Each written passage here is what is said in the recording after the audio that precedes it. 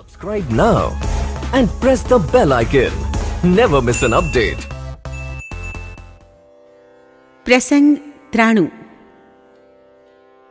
मम दर्शन फल परम अनूपा, जीव पाव निज सहज स्वरूपा। કારતક સુદ પાંચમને દિવસે સવારથી માણેકભાઈ નામના પૂજ્યશ્રીના એક ભક્ત બહુ અસ્વસ્થ હતા. વયોવૃદ્ધ ઉંમર ને પંડે સાવ એકલા. સૌ એમને માણેક કાકા કહીને સંબોધે.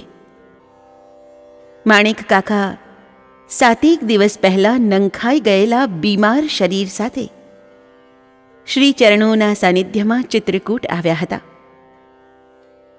ભોગીભાઈના આગ્રહથી એ પહેલીવાર વિલાસપુર નેત્ર યજ્ઞમાં કૌમને ગયેલા. જાતના વાણ્યા, તેથી એ લોહાણાના ગોરને હું ન માનું એવું ઘણીવાર ભોગીભાઈને કહી બેસતા. પરંતુ વિલાસપુરમાં પૂજ્યશ્રીની નજીકથી નિહાળ્યા. ગરીબો પ્રત્યેની એમની દયાળુતા અને શિષ્યો પ્રત્યેની માયાળુતા જોઈ એ ખૂબ તાજ્જુબ થયા.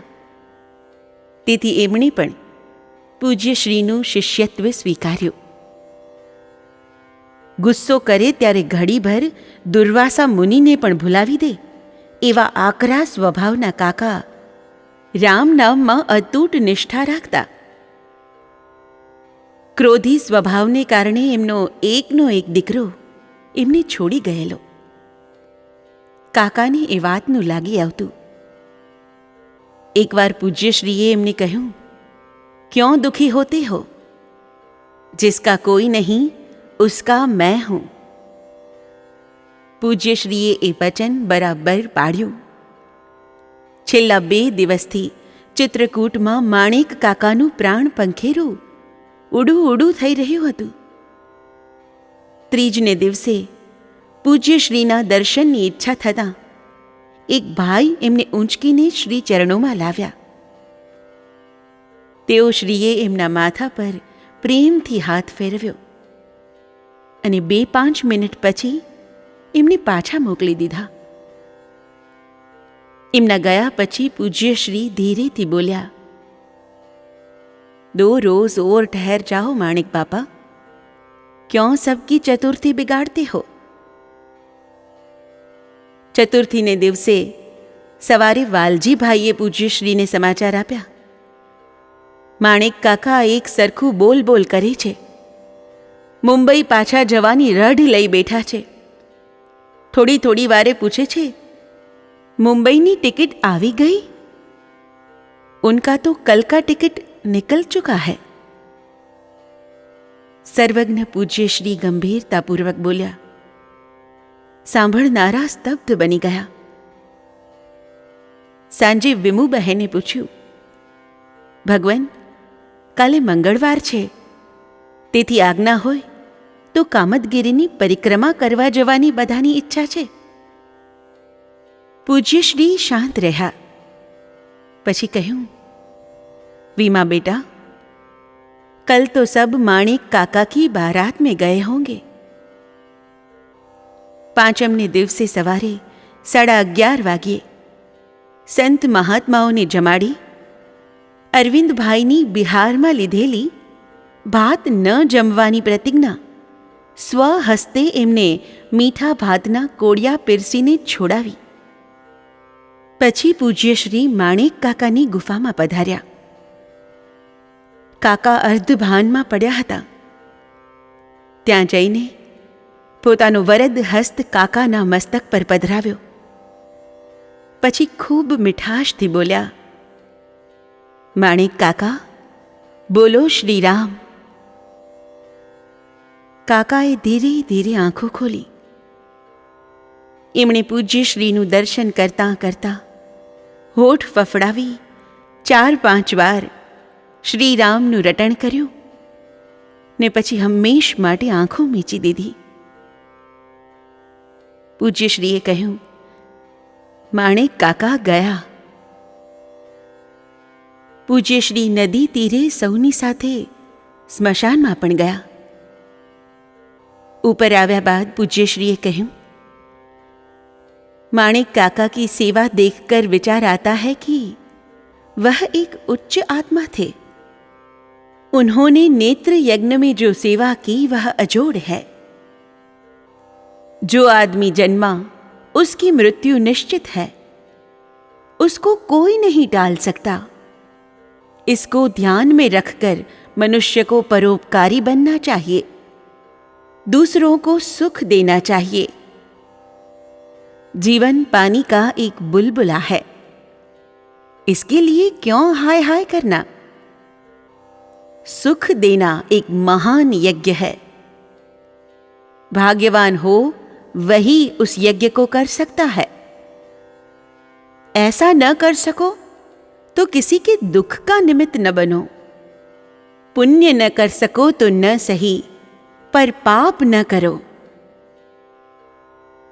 नेत्र यज्ञ में उन्होंने बराबर सेवा की।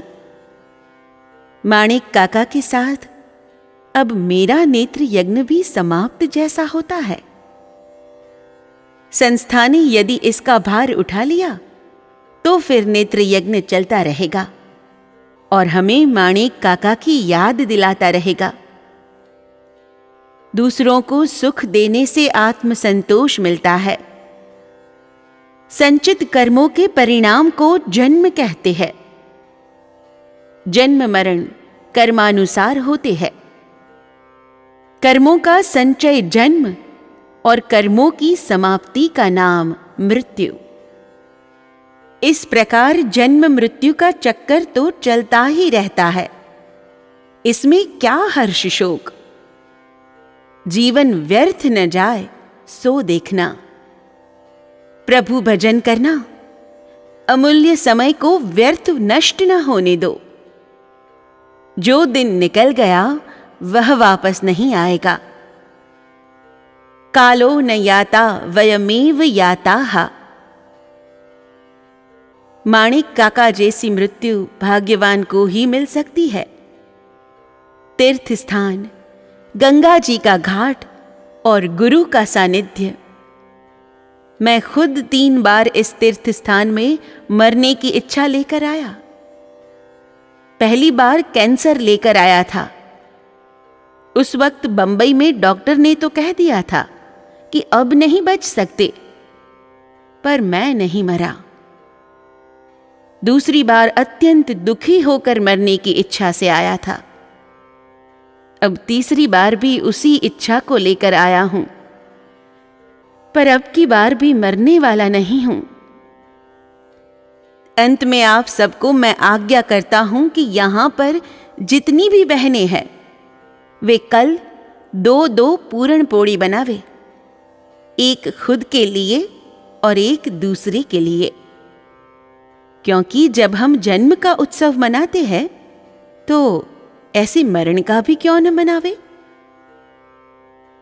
चित्रकूट छोड़ता पहला पूज्यश्रीए कहूं, जब मनुष्य को यह विश्वास हो जाता है कि मेरा कोई रक्षक है, तब वह निर्द्वंद्व हो जाता है। सच्ची जिज्ञासा से ईश्वर आराधना में लग जाओ। ईश्वर साधन करके अनुभव करने की वस्तु है, बातें करने की नहीं। संसार में रहकर जज की तरह काम करो। जज अदालत में कुर्सी पर बैठता है, तब दत्तचित्त होकर पूरा केस सुनता है और उसी में मन लगा देता है। लेकिन कोर्ट का समय पूरा होते ही सारी उपाधि वहीं छोड़कर घर जाता है और अपने घरेलू काम में डूब जाता है। ऐसा वह न करे तो उसके मत्थे पर बहुत बोझा हो जाए। इसी प्रकार ध्यान करते समय बहिरंग संकल्पों को बंद करके अंतरंग जगत में प्रवेश करो, तो आपको सूक्ष्म जगत मिलेगा।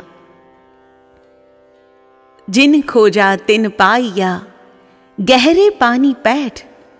मैं बपूरा बूढ़न डरा, रहा किनारे बैठ।